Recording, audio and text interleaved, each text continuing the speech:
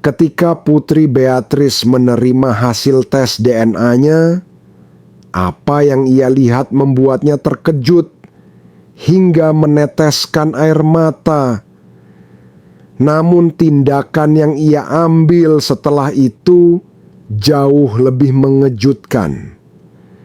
Semuanya bermula pada hari Rabu 21 Mei 2025.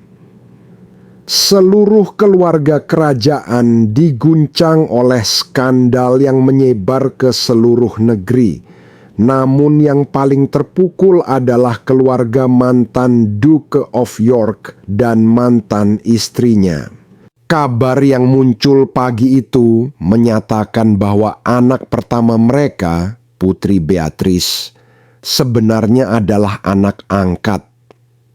Berita ini mengejutkan semua orang, terutama sosok yang berada di pusat perhatian, Putri Beatrice, yang saat itu telah berusia 36 tahun, seorang istri sekaligus ibu. Ia memiliki kehidupannya sendiri, keluarganya sendiri, dan putri kecilnya, Sienna Elizabeth. Segalanya tampak sempurna baginya, semuanya terasa stabil, namun laporan itu meruntuhkan ketenangan yang telah ia bangun, bukan hanya karena keseriusan tuduhan tersebut, tetapi juga karena dampak besar yang mungkin ditimbulkannya. Jika kabar itu benar, berarti seluruh hidupnya selama ini hanyalah kebohongan. Judul-judul berita pun menyebar dengan cepat. Saat matahari terbit, koran-koran memuat kata-kata besar yang sama. Radio dan televisi menayangkannya setiap jam. Media sosial dipenuhi komentar, dugaan, dan perdebatan. Di luar bangunan kerajaan, massa mulai berkumpul menunggu pernyataan resmi. Namun istana tetap bungkam. Keheningan itu menciptakan celah, dan celah itu dengan cepat diisi banyak pertanyaan. Siapa yang memulai cerita tersebut? Dari mana asalnya? Apakah ada bukti? Mengapa tidak ada bantahan dari pihak yang seharusnya langsung bicara? Yang mengejutkan, banyak orang tertarik karena cara laporan itu disampaikan, seolah-olah ditulis oleh orang dalam yang dekat dengan keluarga, meski tanpa menyebutkan nama. Pagi itu, Beatrice sangat marah. Ia tidak bisa duduk diam. Ia berdiri, wajahnya tegang dan berjalan mondar-mandir di dalam ruangan. Ia mengambil ponselnya, melihat layarnya, lalu meletakkannya kembali tanpa menekan nomor apapun. Ia membuka laci, mengambil selembar koran, membaca judulnya, lalu memasukkannya kembali. Ia pergi ke jendela, membuka tirai, dan melihat keluar. Para wartawan sudah menunggu di gerbang. Kamera-kamera langsung mengarah saat sosoknya terlihat dari balik kaca. Ia menutup tirai dengan cepat. Ia kembali berjalan bolak-balik, langkahnya cepat dan tak beraturan. Para staf masuk dan keluar ruangan dengan diam, tanpa membawa jawaban apapun. Tidak ada pesan, tidak ada penjelasan. Rumah itu seolah memikul beban skandal tersebut. Potret-potret keluarga menggantung di dinding, namun tidak ada yang bisa memberikan kepastian Telepon terus berdering, tetapi tidak ada jawaban. Kemarahannya semakin besar karena keheningan itu. Ia berjalan lagi, berusaha mencari jawaban, tetapi tak menemukan apapun. Semakin waktu berlalu, badai di luar semakin menguat. Namun ia menolak untuk membiarkan kekacauan itu menguasainya. Ia meraih ponselnya, menggulir cepat, dan menekan nama yang selalu ia percayai sejak kecil, ibunya. "Halo Mami," katanya, suaranya bergetar. "Kau sudah lihat?" "Ya sayang, ibu sudah lihat," jawab Sarah, tenang namun berat. "Apa maksudnya ini? Mengapa mereka mengatakan hal seperti itu? Katakan padaku bahwa ini tidak benar." Ada jeda sejenak, lalu Ibu Beatrice berbicara pelan. "Beatrice, jangan biarkan mereka menakutimu. Kau tahu bagaimana media bekerja. Mereka menciptakan cerita. Mereka menginginkan sensasi, itu saja." Kata-kata itu dimaksudkan untuk menenangkannya, tetapi bagi Beatrice, semua itu belum cukup kuat untuk meredakan ketakutannya. Badai yang mengamuk di luar terus berlanjut. Beatrice menutup telepon, berdiri, lalu berjalan menuju bagian belakang rumah. Ia menyelinap melewati taman, menghindari para wartawan yang memenuhi gerbang depan, kemudian pergi dengan mobilnya. Tujuannya adalah rumah orang tuanya di Windsor, tempat ia berharap mendapatkan jawaban yang lebih jelas daripada sekadar kata-kata menenangkan. Saat memasuki jalan yang sudah sangat dikenalnya, ia terkejut. Kerumunan wartawan telah tiada. Kamera-kamera menghilang. Rumah itu sunyi, hanya dijaga tanpa hiruk-pikuk. Orang tuanya sudah mengosongkan area tersebut. Di dalam rumah, ia bergerak cepat menuju ruang makan. Orang tuanya sudah duduk menunggu. Ia tidak membuang waktu. Berdiri di depan mereka, suaranya keluar tajam dan tanpa ragu. "Mam," katanya, "sebenarnya siapa aku?" Ruangan langsung hening. Ayahnya bergeser gelisah di kursinya. Ibunya merapatkan kedua tangan, menatap putrinya dalam-dalam. "Kau adalah Beatrice," jawab Sarah tegas. "Anak pertama kami, putri kami." Itu tidak pernah diragukan. Ayahnya mengangguk. "Tidak pernah. Jangan biarkan siapapun mengatakan sebaliknya." Namun Beatrice tetap menekan, "Tapi semua rumor itu..." "Bagaimana aku bisa yakin?" Ibunya berdiri, meninggalkan meja sejenak, lalu kembali sambil membawa sebuah kotak tua. Ia meletakkannya di atas meja dan membukanya. Di dalamnya ada foto-foto lama yang ujungnya mulai menguning, tersimpan dengan penuh hati-hati. Foto Beatrice saat bayi, saat belajar berjalan, saat mengenakan seragam sekolah pertamanya. "Lihat," kata ibunya, "ini semua kenanganmu, ini hidupmu. Kami tidak pernah berbohong padamu dan tidak akan pernah." Ayahnya menambahkan perlahan, "Kami menyayangimu, Beatrice. Itulah kebenarannya."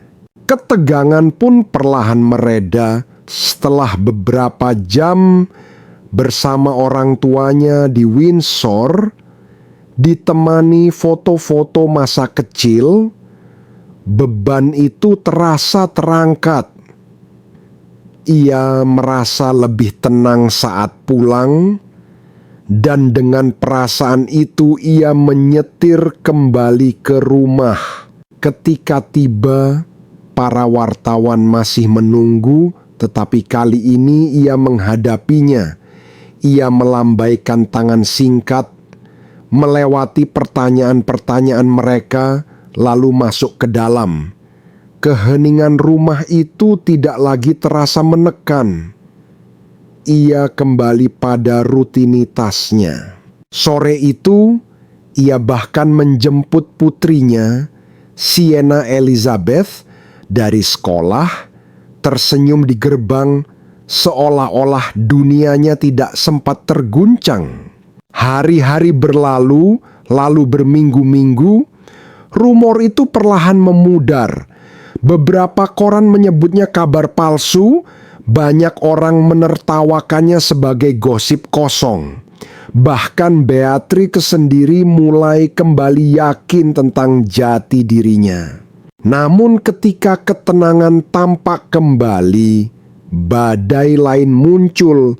Kali ini membawa kenyataan yang tidak bisa disembunyikan oleh berita manapun. Tepat 1 bulan dan beberapa hari setelah skandal itu, Putri Beatrix jatuh sakit. Awalnya ia menganggapnya hanya demam ringan. Ia mengatakan pada orang sekitar bahwa itu akan hilang dalam waktu singkat.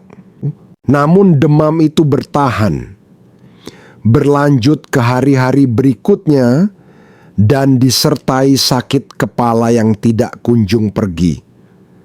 Wajahnya terlihat pucat, tubuhnya makin lemah. Suaminya, Edoardo Mapellimozzi, menyadarinya dengan cepat. Suatu malam, ketika Beatrix duduk di sofa dengan kain dingin di dahinya, Edo berdiri di dekat jendela dan berkata, "B, ini bukan sekadar kelelahan. Kau harus periksa ke dokter." Ia menggeleng pelan sambil mencoba tersenyum. "Edo, aku baik-baik saja.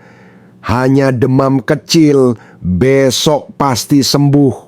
"Kau sudah mengatakan itu selama seminggu," balas Edo.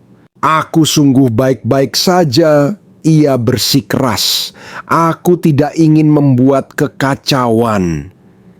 Ini tidak serius." Tetapi sakit kepalanya tidak mereda.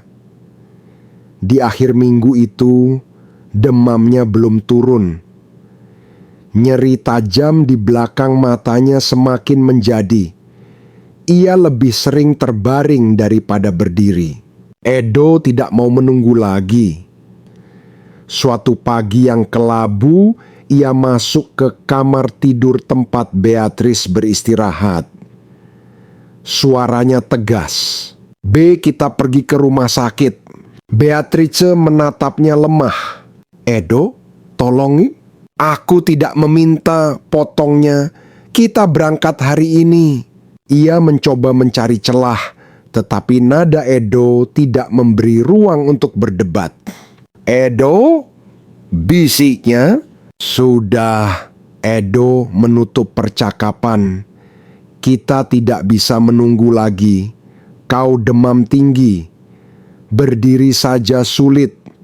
Dan sakit kepalamu tidak hilang.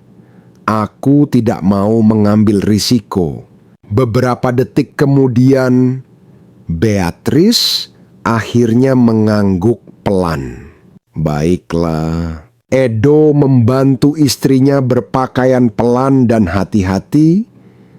Putri kecil mereka, Sienna Elizabeth, ikut naik mobil, duduk diam di kursi belakang. Perjalanan berlangsung tenang. Edo fokus menyetir, hanya sesekali meraih tangan istrinya untuk memberi kekuatan. Mereka tiba di London Clinic, rumah sakit yang sering digunakan oleh anggota keluarga kerajaan. Pintu masuknya tersembunyi dari kamera, namun staf di dalam sudah bersiap. Beatrice langsung dibawa masuk. Edo berbicara langsung dengan dokter yang menangani Dr. Carter di ruang konsultasi pribadi. Istri saya sudah tidak sehat. Lebih dari seminggu, jelas Edo. Demamnya tidak turun, sakit kepala terus-menerus dan tubuhnya sangat lemah. Saya sudah berusaha membawanya lebih cepat, tetapi ia bersikeras akan sembuh sendiri.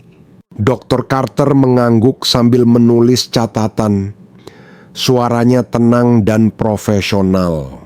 Gejala ini bisa disebabkan oleh beberapa hal, katanya. Bisa merupakan infeksi virus yang berkepanjangan atau sesuatu yang memengaruhi sistem imunnya. Namun kita tidak bisa memastikan sebelum melakukan pemeriksaan lengkap. Ia menatap Beatrice.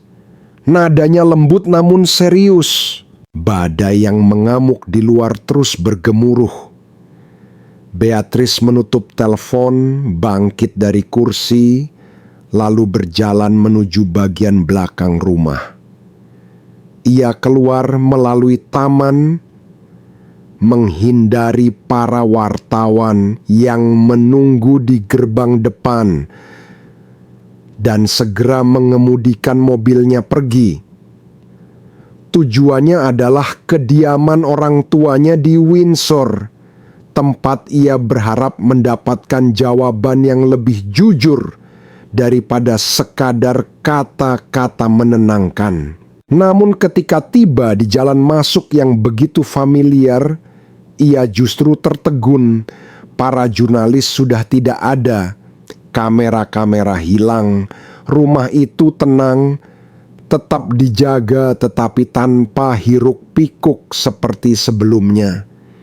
Ternyata orang tuanya telah meminta semuanya dikosongkan. Di dalam rumah, ia melangkah cepat menuju ruang makan. Kedua orang tuanya sudah duduk menunggu. Ia tidak membuang waktu. Berdiri di depan mereka, suaranya tegas dan langsung. "Mami," katanya, "siapa sebenarnya aku?" Ruangan seketika sunyi. Ayahnya bergeser gelisah di kursinya. Ibunya menautkan kedua tangan, matanya tak lepas dari wajah putrinya. "Kau adalah Beatrice," jawab Sarah. "Mantap. Anak pertama kami, putri kami. Itu tidak pernah diragukan." Ayahnya mengangguk. "Benar. Jangan biarkan siapapun mengatakan hal lain." Namun Beatrice tetap mendesak.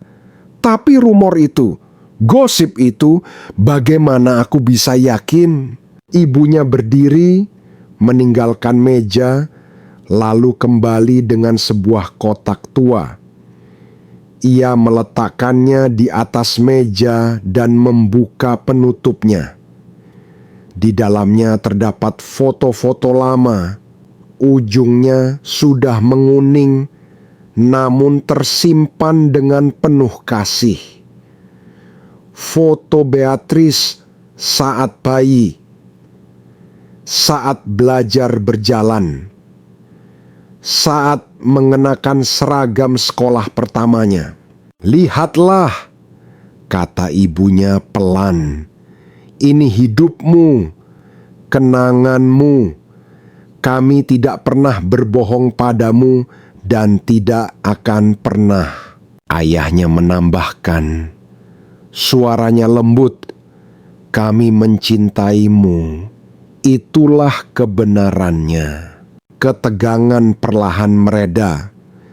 Setelah beberapa jam di Windsor, dekat dengan orang tuanya dan melihat semua foto itu, beban yang menekan dadanya terasa jauh lebih ringan. Ia meninggalkan rumah itu dengan hati yang lebih tenang dan kembali pulang. Sesampainya di rumah, para wartawan masih menunggu. Namun kali ini ia menghadapinya. Dengan lambaian singkat, Ia berjalan melewati pertanyaan-pertanyaan yang dilemparkan dan masuk ke dalam rumah. Kini keheningan tidak lagi terasa menyesakkan. Ia kembali melakukan rutinitasnya.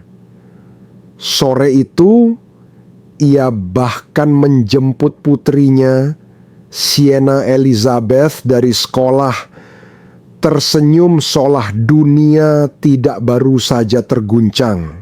Hari-hari berlalu, minggu pun berganti, rumor itu perlahan menghilang. Beberapa surat kabar menyebutnya tidak benar. Sebagian orang menertawakan bahwa itu hanya gosip kosong. Bahkan Beatrice sendiri mulai merasa yakin kembali tentang tempatnya dalam keluarga. Namun saat ketenangan mulai kembali, badai lain muncul. Badai yang membawa kebenaran lebih gelap daripada sekadar tajuk berita. Tepat sebulan lebih beberapa hari setelah skandal itu, Putri Beatrice jatuh sakit. Awalnya, ia menganggapnya hanya demam ringan. Ia meyakinkan semua orang bahwa itu akan hilang dengan sendirinya. Namun demam itu tidak kunjung turun. Hari berganti hari, demam tetap bertahan dan ditambah sakit kepala yang terus memburuk. Wajahnya pucat, tubuhnya semakin lemah. Suaminya, Edoardo Mapellosi, dengan cepat menyadarinya. Suatu malam, ketika ia duduk di sofa dengan kain dingin di dahinya, Edo berdiri di dekat jendela dan berkata pelan, "Bea, ini bukan hanya kelelahan, kau harus ke dokter." Ia menggeleng, berusaha tersenyum tipis. "Edo, aku baik-baik saja. Hanya sedikit demam. Besok pasti sembuh." "Kau sudah bilang begitu selama seminggu," jawabnya cemas. "Aku sungguh tidak ingin membuat masalah. Ini bukan sesuatu yang serius." Ia membalas, tetap mencoba meyakinkan. Namun sakit kepala itu tidak mereda. Pada akhir minggu itu, demamnya tak juga turun. Nyeri di belakang matanya semakin tajam. Ia lebih sering terbaring daripada berdiri. Edo tak tahan lagi. Pada pagi yang suram, ia masuk ke kamar dan menatapnya dengan keputusan bulat. Kita pergi ke rumah sakit hari ini." Ia menatapnya lemah. "Edo, tolong." "Aku tidak bertanya," potongnya tegas. "Kita berangkat sekarang. Demammu tinggi. Kau hampir tidak bisa berdiri. Dan sakit kepala itu tidak normal. Aku tidak mau ambil risiko." Setelah hening panjang, ia akhirnya mengangguk pelan. "Baiklah." Edo membantu istrinya berpakaian perlahan. Putri kecil mereka, Sienna Elizabeth, ikut dalam mobil, duduk diam di belakang. Sepanjang perjalanan, Edo fokus menyetir, sesekali menggenggam tangan istrinya untuk menenangkannya. Mereka tiba di London Clinic, rumah sakit yang biasa digunakan anggota keluarga kerajaan. Pintu masuknya tersembunyi dari kamera, dan staf sudah bersiap menyambut mereka. Beatrice langsung dibawa masuk. Edo menjelaskan kondisinya kepada dokter yang menangani Dr. Carter di ruang konsultasi khusus. "Istri saya sudah sakit lebih dari seminggu," jelas Edo. "Demamnya tidak turun, sakit kepala terus-menerus. Dia sangat lemah. Saya sudah mencoba membawanya ke sini lebih awal, tapi dia selalu bilang akan membaik." Dr. Carter mengangguk sambil mencatat. Suaranya tenang dan terukur. Gejala ini bisa disebabkan berbagai hal, katanya. Bisa saja infeksi virus yang berkepanjangan atau sesuatu yang memengaruhi sistem imunnya, tapi kita tak bisa memastikan tanpa pemeriksaan. Ia menatap Beatrice, suaranya lembut. Kita mulai dengan pemeriksaan darah dasar, lalu analisis lebih detail bila diperlukan. Penting bagi kami memastikan tidak ada kondisi yang tersembunyi. Beatrice mengangguk kecil. Baik, Dok. Perawat masuk, mengambil tanda vital dan membawanya ke ruang perawatan khusus. Ia berada di bawah pengawasan ketat. Edo duduk di sampingnya dengan Sienna di pangkuan, mencoba menenangkannya dengan bisikan lembut. Jam-jam berlalu. Hasil tes membutuhkan waktu. Para dokter keluar masuk ruangan, menanyakan gejala, mencatat perubahan. Untuk pertama kalinya sejak sakit itu muncul, Beatrice berada di tempat yang mungkin memberi jawaban. Namun saat hasil pertama tiba, itu bukanlah jawaban yang ia harapkan. Justru berita itu menghancurkan hatinya. Hari-hari berikutnya terasa lambat. Demam tak kunjung turun. Sakit kepala semakin keras. Dokter mulai mencatat tanda-tanda tambahan yang mengkhawatirkan. Kulitnya tampak memaringan tanpa sebab. Kelelahan ekstrem menyerangnya bahkan hanya untuk berjalan ke kamar mandi. Pada pagi kelima, Dr. Carter masuk membawa hasil laboratorium pertama. Ekspresinya berat. Hitung darah Anda jauh lebih rendah dari normal, katanya pelan. Anda menunjukkan tanda-tanda pansitopenia. Artinya sel darah merah, sel darah putih, dan trombosit Anda semuanya turun. Edo menatap bingung. Dokter, maksudnya apa itu? Dr. Carter menurunkan berkas dan menjelaskan dengan hati-hati. Sederhananya, sumsum tulang istri Anda tidak bekerja sebagaimana mestinya. Itulah penyebab demam, memar, dan kelelahan. Sumsum tulang tertekan. Ini bisa disebabkan anemia aplastik atau sindrom kegagalan sumsum.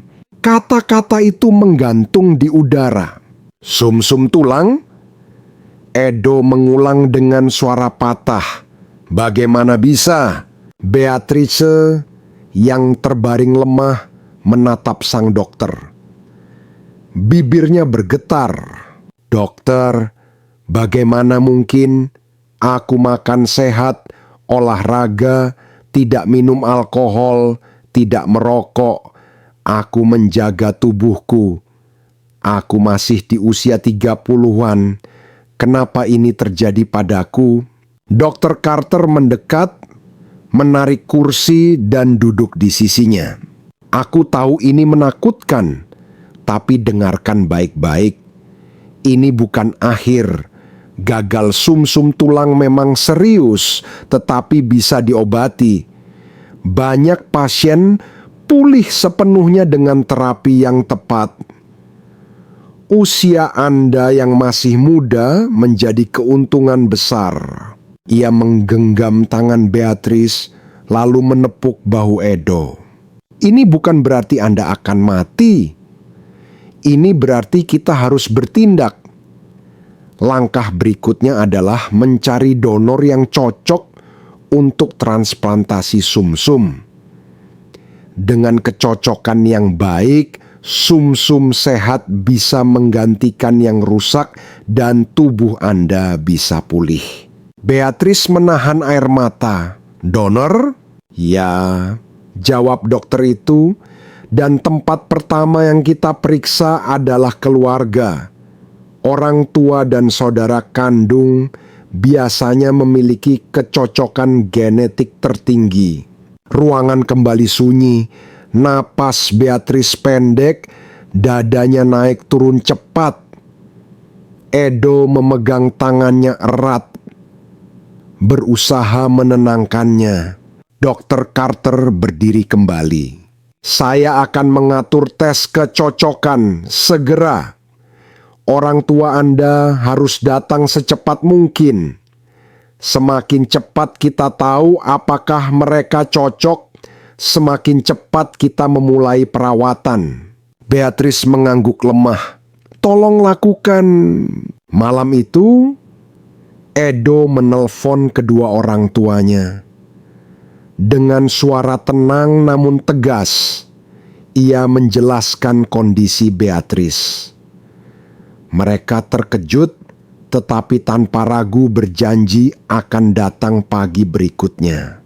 Keesokan harinya, pihak rumah sakit menyiapkan pintu masuk khusus.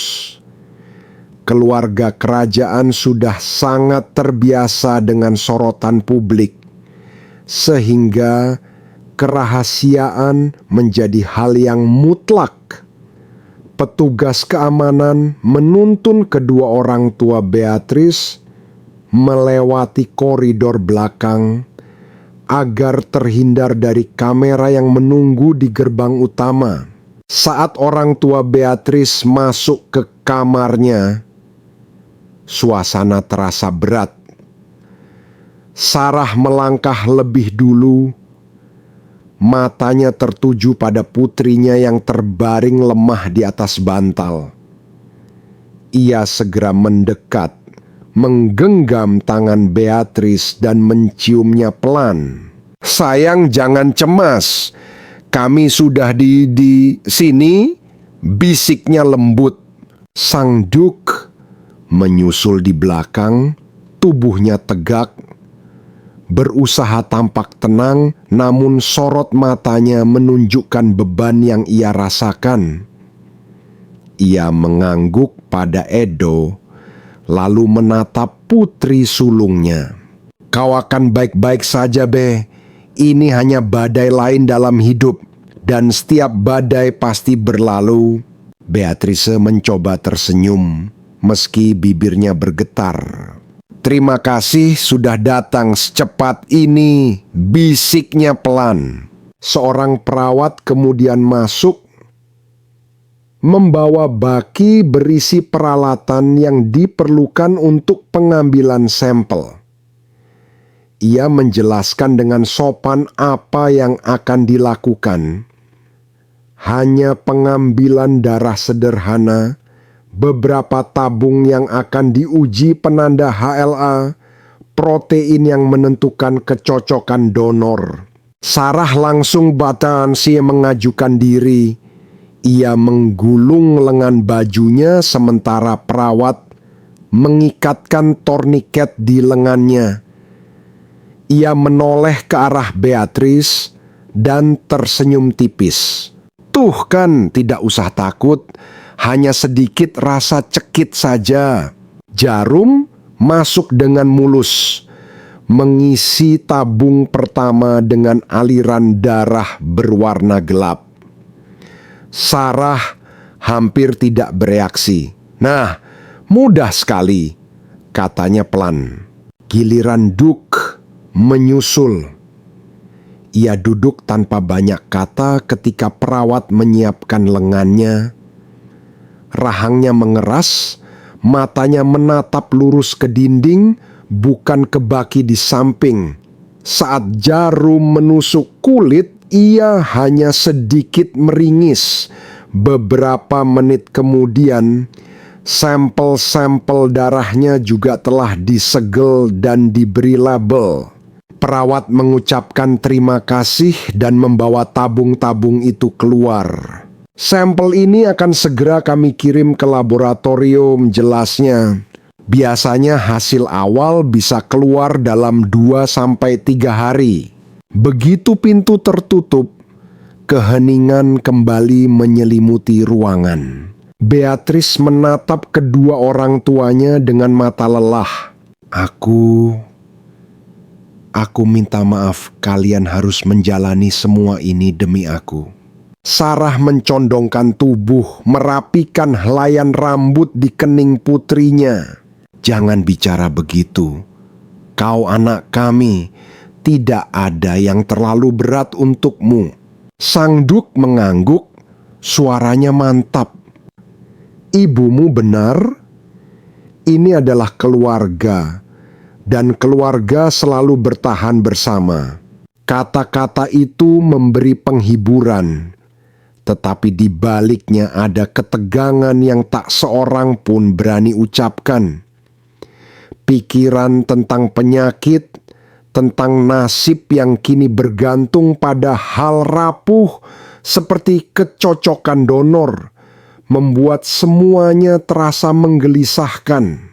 Dr. Carter datang kembali untuk menenangkan mereka. Terima kasih karena telah bersedia menjalani tes secepat ini. Ini adalah langkah terbaik untuk saat ini. Apapun hasilnya nanti, kami akan tetap mencari donor yang cocok.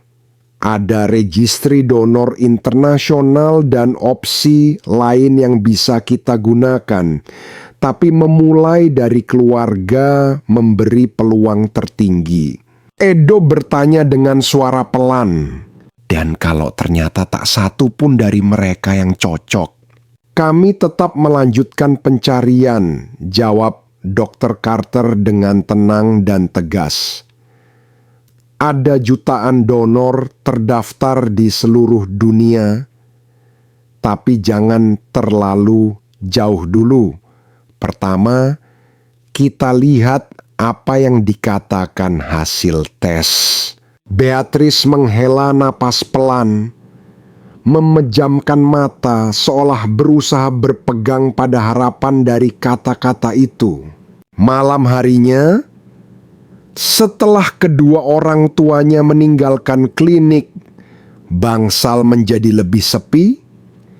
Edo duduk di samping tempat tidur, membacakan sesuatu dengan suara rendah, sementara mesin-mesin di sekitar mereka terus berbunyi teratur. Badai di luar tembok rumah sakit seakan menjauh, digantikan oleh sepi yang dipenuhi penantian. Dan ketika malam semakin larut, Beatrice berbisik, mengutarakan satu-satunya pertanyaan yang terus menghantuinya. Bagaimana kalau... Edo menggenggam tangannya erat. Kalaupun itu terjadi, kita akan menghadapinya bersama. Hari-hari berikutnya berlalu pelan dan panjang, para perawat terus memeriksanya. Dokter keluar masuk tanpa banyak suara, tetapi bayang-bayang pertanyaan tentang hasil tes terus menggantung di udara, tidak pernah disebutkan, namun selalu ada. Lalu tibalah saatnya. 3 hari kemudian penantian berakhir. Dr. Carter muncul di depan pintu kamar Beatrice, membawa sebuah map tebal. Kali ini raut wajahnya lebih tertutup, langkahnya lebih lambat. Edo segera berdiri, menggenggam tangan Beatrice lebih kuat, seolah ia sudah merasakan ada sesuatu yang tidak beres. Putri Beatrice, Dr. Carter memulai dengan lembut. Kami sudah menerima hasil tes kecocokan dengan kedua orang tua Anda. Beatrice mengangkat tubuhnya sedikit, napasnya terdengar tak teratur. Ibunya condong ke depan, sementara ayahnya berdiri kaku di dekat jendela. Dr. Carter membuka map itu, Suaranya tenang namun berat. Hasilnya menunjukkan tidak ada kecocokan genetik. Baik ayah maupun ibunda, Anda tidak kompatibel sebagai donor. Untuk beberapa detik, ruangan itu benar-benar bisu. Beatrice mengerjap, yakin ia salah dengar. Aku tidak mengerti. Bagaimana bisa? Kalian tadi begitu yakin. Tangan Sarah langsung menutup mulutnya. Mata sang Duke menyipit. Posturnya mengeras. Edo menggeleng cepat. Pasti ada kesalahan. Tolong ulangi tesnya. Tes lagi, dokter. Namun suara Dr. Carter tetap tenang. Kami selalu melakukan pemeriksaan konfirmasi. Sampel-sampelnya sudah diuji 2 kali. Badai yang bergemuruh di luar sana. Beatrice menutup telepon, bangkit dari tempat duduknya, lalu berjalan menuju bagian belakang rumah. Ia melewati taman, menghindari para wartawan yang menunggu di gerbang depan, kemudian masuk ke mobil dan pergi. Tujuannya jelas. Rumah orang tuanya di Windsor, tempat ia berharap mendapat jawaban yang lebih dari sekadar kata-kata penenang. Saat tiba di jalan masuk yang sudah dikenalnya sejak kecil, ia terkejut. Tidak ada wartawan, tidak ada kamera.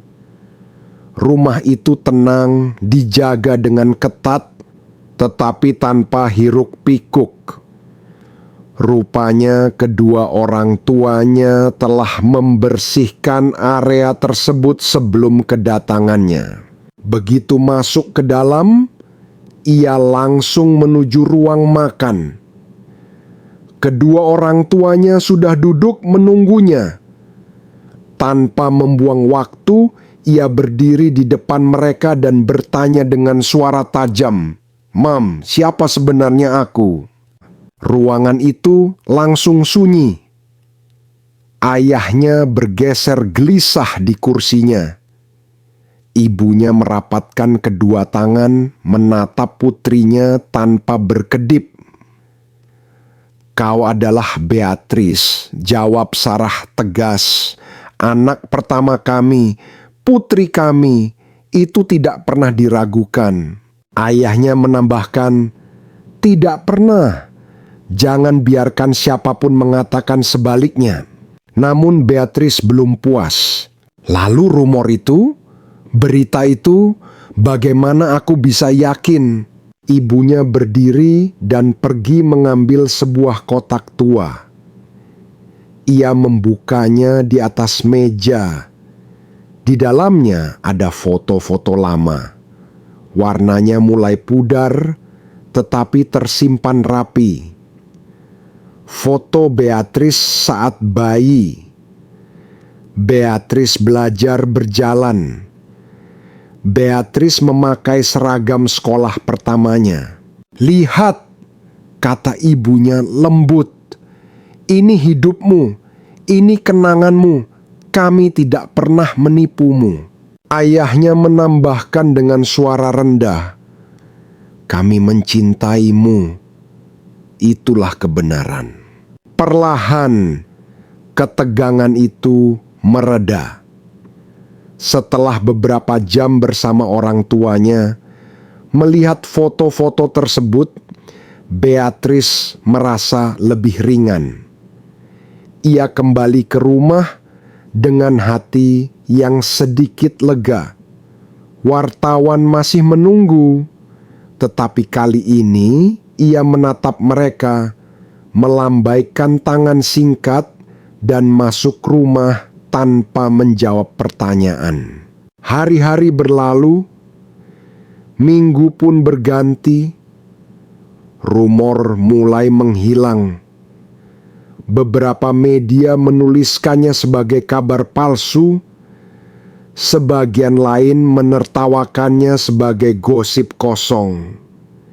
Beatrice mulai merasa mantap kembali mengenai jati dirinya.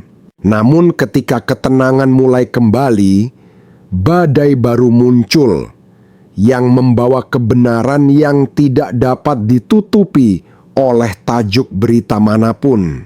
Tepat sebulan setelah skandal itu, Putri Beatrice jatuh sakit. Awalnya ia mengabaikannya dan menganggap itu hanya demam ringan. Ia meyakinkan orang-orang di sekitarnya bahwa ia akan pulih dalam sehari 2 hari.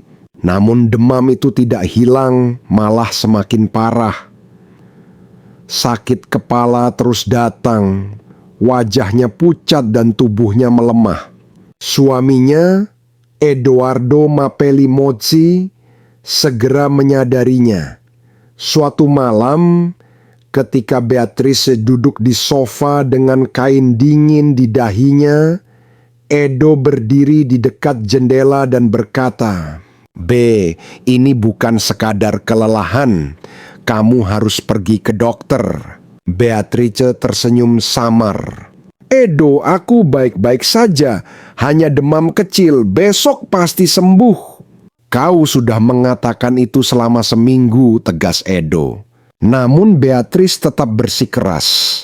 "Aku tidak ingin mengkhawatirkan siapapun. Ini bukan hal serius." Tetapi sakit kepala itu terus berlanjut. Demam belum turun. Ia semakin sering berbaring daripada berdiri. Edo tidak mau menunggu lagi. Pagi yang kelabu, ia masuk ke kamar dan berkata dengan suara tegas, "B, kita pergi ke rumah sakit sekarang." Beatrice menatapnya lemah. "Edo, tolong." "Aku tidak meminta izin," potongnya. "Kita pergi hari ini, kamu nyaris tidak bisa berdiri. Aku tidak mau menanggung risiko." Setelah hening panjang, Beatrice mengangguk. Baiklah, mereka menuju London Clinic, tempat yang biasa digunakan keluarga kerajaan. Petugas segera membawa Beatrice masuk. Edo berbicara langsung dengan dokter yang menangani, Dr. Carter. "Istri saya sudah sakit lebih dari seminggu," jelas Edo. "Demamnya tidak turun, sakit kepala terus-menerus, dan tubuhnya sangat lemah." Dr. Carter mengangguk. "Bisa jadi infeksi yang berkepanjangan atau gangguan pada sistem imun. Kita perlu pemeriksaan lengkap." Beatrice dipindahkan ke ruang perawatan khusus. Suhu tubuhnya diperiksa berkali-kali, darahnya diambil untuk diuji. Edo dan putri kecil mereka, Sienna Elizabeth, tetap berada di sisinya. Namun ketika hasil tes keluar, itu bukan jawaban yang ia harapkan. Justru kabar buruk. Hari-hari berikutnya berjalan lambat. Demam Beatrice tidak kunjung hilang. Dokter mulai melihat tanda-tanda mengkhawatirkan. Dia muncul memar tanpa sebab jelas. Kulitnya tampak berubah warna. Beatrice sangat mudah lelah. Pada hari kelima, Dr. Carter kembali dengan ekspresi serius. "Hasil darah Anda menunjukkan pansitopenia. Jumlah sel darah merah, putih, dan trombosit Anda semuanya rendah. Ini berarti sumsum tulang tidak berfungsi semestinya." Edo langsung menatap dokter. "Tolong jelaskan dengan sederhana." "Sumsum tulang istri Anda gagal memproduksi sel darah yang sehat," jelas sang dokter. "Ini bisa disebabkan kondisi seperti aplastik anemia atau sindrom kegagalan sumsum tulang. Kita harus bertindak cepat." Beatrice terkejut. "Bagaimana bisa? Saya makan sehat, berolahraga, tidak minum alkohol, tidak merokok. Saya masih muda, mengapa ini terjadi? Dr. Carter mendekat mencoba menenangkannya. Kami akan mencari donor untuk transplantasi sumsum tulang. Biasanya yang pertama kami cek adalah keluarga dekat karena peluang kecocokan lebih besar. Orang tua Beatrice dipanggil untuk tes kecocokan donor. Rumah sakit menyiapkan pintu masuk khusus untuk menjaga privasi. Prosedur dimulai, hanya pengambilan darah. Sarah melakukannya lebih dulu, diikuti sang Duke. Vial-vial darah itu segera dibawa ke laboratorium. Beatrice merasa bersalah, tetapi ibunya menggenggam tangannya dan berkata, "Kami orang tuamu, ini kewajiban kami." Namun 3 hari kemudian, saat hasil keluar, Dr. Carter kembali dengan wajah berat. "Kami telah memeriksanya 2 kali," katanya pelan. "Hasilnya tetap sama. Tidak ada kecocokan genetik dari kedua orang tua Anda. Ruangan itu membeku." "Aku tidak mengerti," bisik Beatrice. "Bagaimana mungkin?" Dr. Carter mencoba menjelaskan bahwa ketidakcocokan donor tidak selalu berarti tidak ada hubungan biologis, namun kata-katanya tidak cukup melembutkan pukulan itu. Akhirnya, donor cocok ditemukan melalui registri internasional. Seorang wanita bernama Grace Thompson bersedia mendonorkan sel punca. Transplantasi berjalan lancar. 2 minggu kemudian, tubuh Beatrice mulai membaik. Namun pikirannya tidak tenang. Ia meminta Dr. Carter melakukan tes DNA diam-diam. Setelah 2 hari, dokter kembali dengan amplop tertutup. Badai di luar rumah masih terus mengamuk. Beatrice menutup telepon, bangkit dari tempat duduknya, dan berjalan menuju bagian belakang rumah. Ia menyelinap melewati taman, menghindari para wartawan yang menunggu di gerbang depan, lalu segera berkendara pergi. Tujuannya adalah rumah orang tuanya di Windsor, tempat ia berharap akan mendapatkan jawaban yang lebih jelas, bukan sekadar kata-kata penenang. Saat tiba di jalan masuk yang sudah ia kenal sejak kecil, ia terkejut. Kerumunan wartawan sudah tidak ada. Kamera-kamera yang sebelumnya memenuhi area itu pun lenyap. Rumah tampak tenang, dijaga ketat, namun sunyi dari keributan. Rupanya kedua orang tuanya telah meminta semua media untuk pergi. Di dalam rumah, ia berjalan cepat menuju ruang makan. Kedua orang tuanya sudah duduk menunggu. Tanpa buang waktu, ia berdiri di hadapan mereka, suaranya tajam dan langsung menusuk. "Mami," katanya, "siapa sebenarnya diriku?" Ruangan itu langsung tenggelam dalam keheningan. Ayahnya bergeser gelisah di kursinya. Ibunya menyatukan kedua tangan, matanya tertuju penuh pada putrinya. "Kau adalah Beatrice," ujar Sarah dengan tegas. "Anak pertama kami, putri kami." Itu tidak pernah diragukan. Ayahnya mengangguk pelan. "Tidak pernah. Jangan biarkan siapapun mengatakan sebaliknya." Namun Beatrice tetap menekan. "Tapi gosip itu, rumor itu, bagaimana aku bisa yakin?" Ibunya berdiri, meninggalkan meja sejenak, lalu kembali sambil membawa sebuah kotak tua. Ia meletakkannya di atas meja dan membukanya. Di dalamnya terdapat foto-foto lama yang sudah menguning karena usia, namun terawat dengan baik. Foto Beatrice saat masih bayi, saat belajar berjalan, saat mengenakan seragam sekolah pertamanya. "Lihat," kata ibunya lembut, "ini hidupmu, ini kenanganmu. Kami tidak pernah membohongimu." Ayahnya menambahkan pelan, "Kami mencintaimu, itu kenyataannya." Ketegangan perlahan mereda. Beberapa jam kemudian, setelah berbicara panjang dengan orang tuanya dan melihat foto-foto itu, beban yang menghimpit dadanya terasa lebih ringan. Ia pulang dengan hati yang sedikit tenang. Wartawan masih menunggu saat ia tiba, namun kali ini ia menghadapi mereka.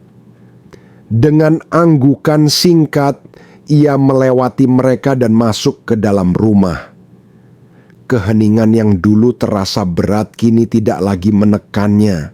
Sore itu, ia bahkan menjemput putrinya, Sienna Elizabeth, dari sekolah.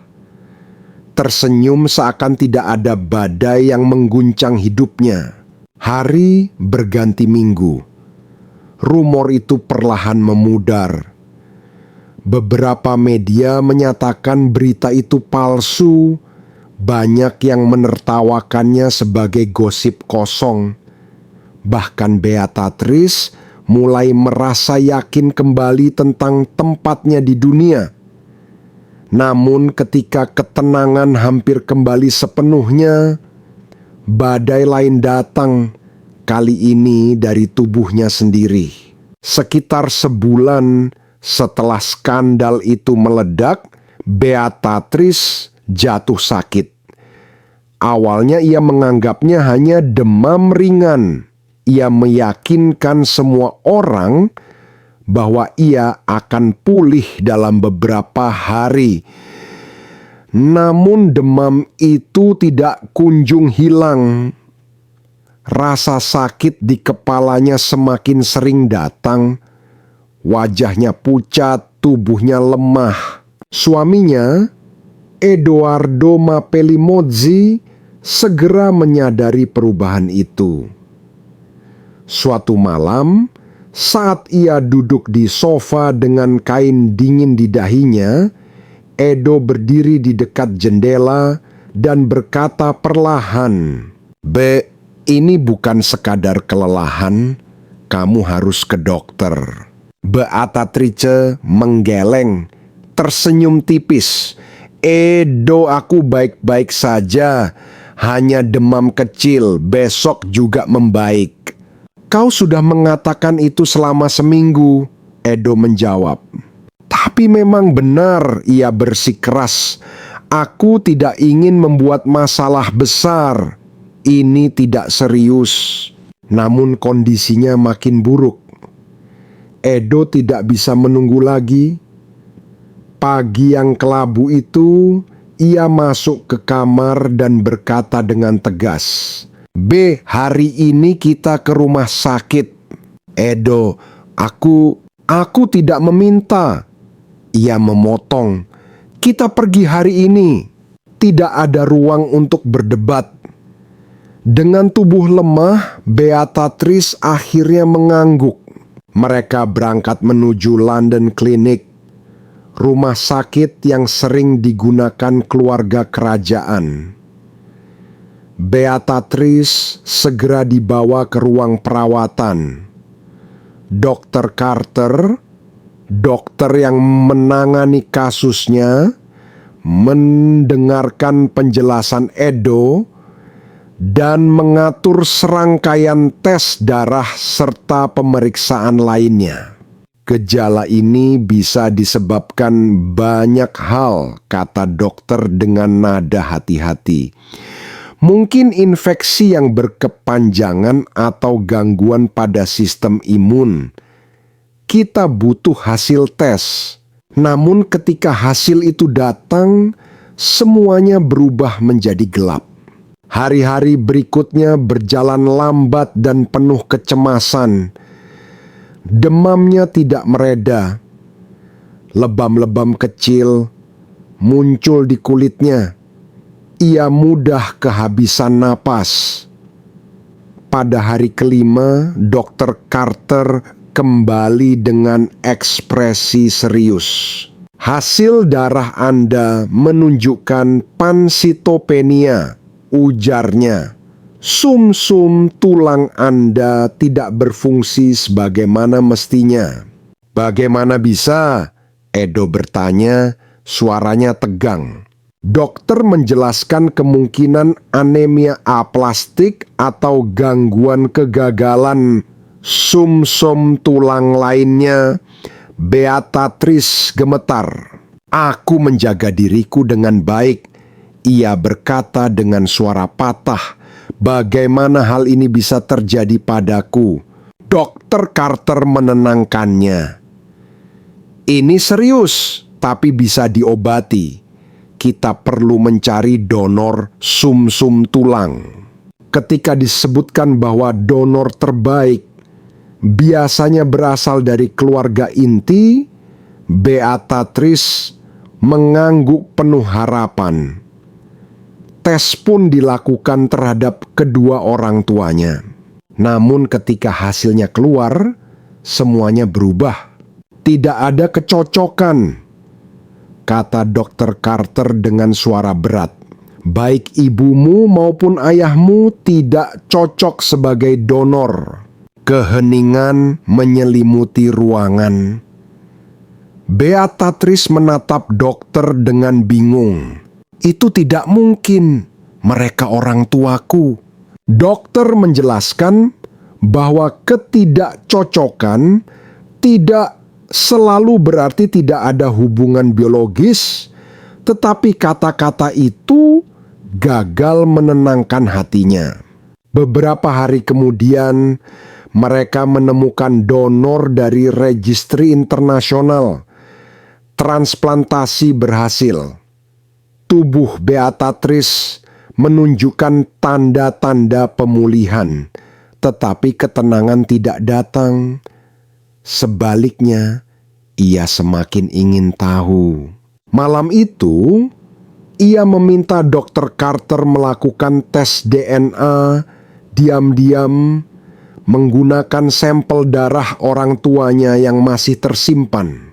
2 hari kemudian, hasilnya tiba. Tidak terbantahkan, tidak ada hubungan biologis.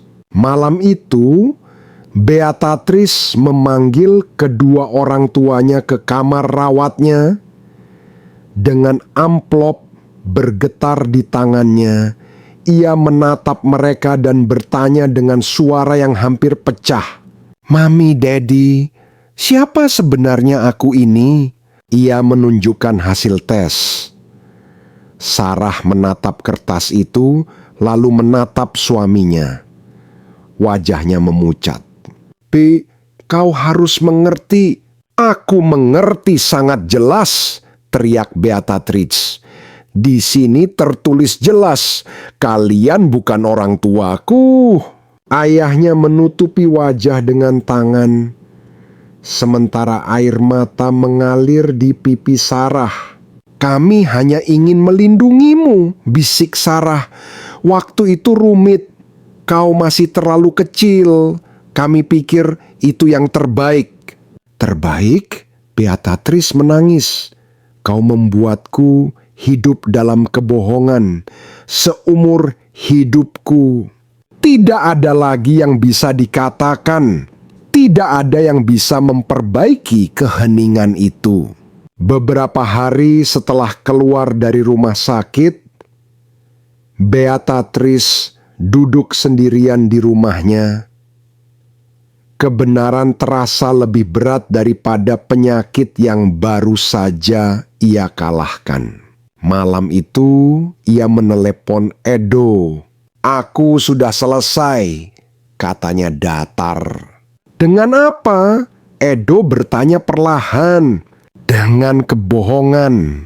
Walaupun Edo mencoba menenangkannya, keputusan Beata Trux sudah bulat. Kadang ketika kepercayaan hancur, tidak ada yang bisa memperbaikinya lagi.